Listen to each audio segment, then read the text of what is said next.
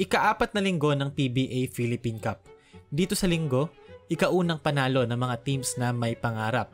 Mga debut games ng huling finals matchup. Pati mga sister teams sa linggong to rin nagharap. Pero sa pagkatalo, may mga tao who got blamed. Kaya balikan natin. This is PBA Week 4 Explained.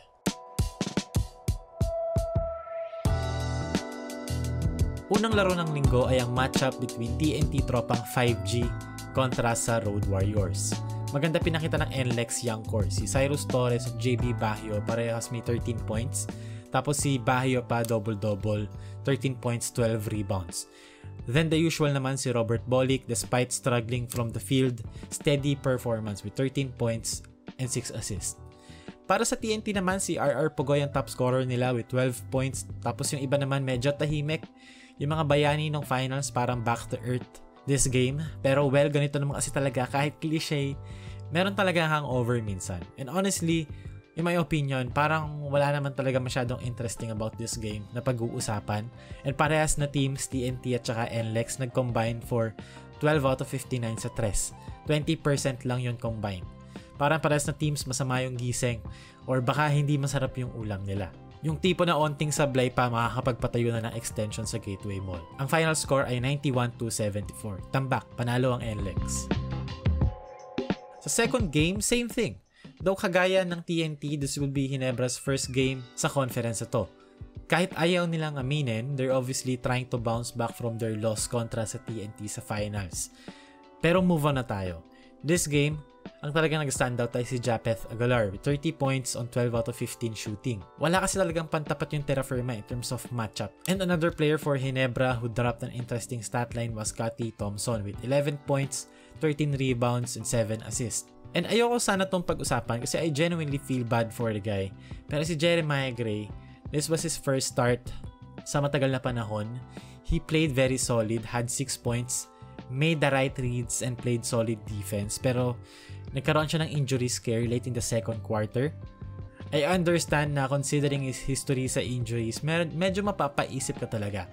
Pero let's hope na hindi maging malala and he finally turned things around.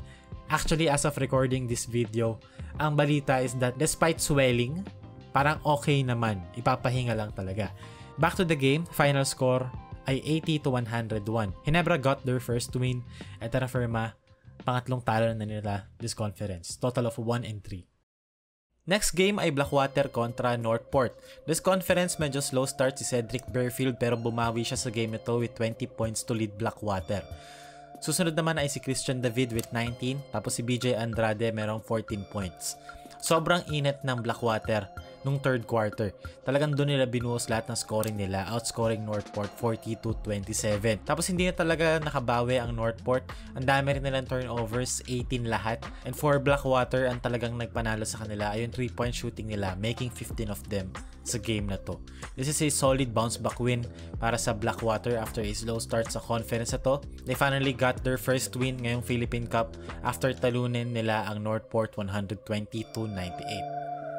Sumunod na laro ay Ginebra kontra SMB. Mula umpisa, SMB na talaga nagdikta ng kwento ng laro. First quarter pa lang, 25-11 na yung score. Tambak. CJ Perez yung nagdala sa SMB sa buong laro. 23 points. Kasama pa yung dalawang 4-pointers niya na literal na talagang pampatay sunog kontra sa mga runs ng Ginebra. Kasama ni si CJ ay sila Don Trollano na may 19 points at Junmar Fajardo na may steady 18. Samantalang ang Ginebra naman hirap na hirap talagang umiscore especially from the outside. 8 out of 27 lang sila from 3 sa buong laro. In terms of leading scorer, si Troy Rosario yon with 24 points and 8 rebounds. And Ginebra tried to make a run ng third quarter. Sinimulan nilang spread na yung court at magtakbo ng ball screens pero bawat runs kasi nila sinasalubong ng 4-pointer ni CJ Perez. For Ginebra, kailangan nila magnilay-nilay kung effective pa ba yung triangle nila. For SMB naman, tumaas na yung record nila into 3 wins and 1 loss sa conference ito. Noong Sabado naman, ang hottest team sa PBA right now ang naglaro, ang Magnolia Hotshots kontra sa Phoenix Fuel Masters. We've talked a lot about the Magnolia Hotshots already sa mga episodes na itong Bakits Explained. Basically, ang kwento, yung growth ng players nila. Especially yung mga younger players nila. This game, Xavier Lucero patuloy ang kanyang strong performances sa game na to. 17 points, 11 rebounds, and 4 assists. Panalo Magnolia kontra Phoenix by a landslide 118-99.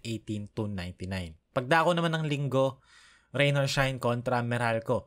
Yung Elasto Painters, napakabilis talaga ng laro nila. Small ball, walang preno. Si Santi Santillan, siya yung small ball 5 nila for this game. Played great with 27 and 7. Kasama niya sila Gian Mamuyak at Adrian Nocum na parehas may 24 points. Ang game plan talaga ni Coach Yang kasi simple lang Bilisan niyo yung laro, get more possessions, play hard, play tough. And for Meralco naman, CJ Cancino at Raymar Jose yung mga nag-stood out, pareho may 21 points. Pero ang dami rin kasing turnovers ng Meralco, 20. Talagang every turnover nila tinitake advantage ng Rain or Shine. At para sa Rain or Shine, second straight win na nila to, habang Meralco naman bumagsak sa 2-3 record. Final score 126-112, pabor sa Rain or Shine. At ang huling laro para sa linggo na to, Converge laban sa TNT.